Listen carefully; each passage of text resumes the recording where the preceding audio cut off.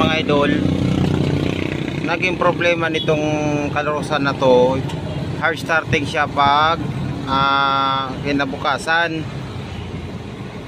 Pinalitan na namin yung fuel injection, palit na din kami ng ECU, palit na din kami ng throttle body, then palit na din kami ng fuel filter.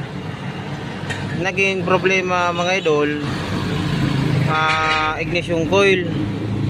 Ito po, ignition coil.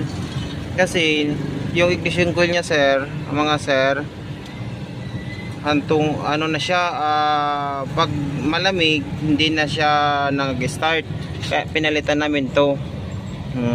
Yan, pag mainit naman siya madali siyang pandarin, pero ang problema wala siyang minor.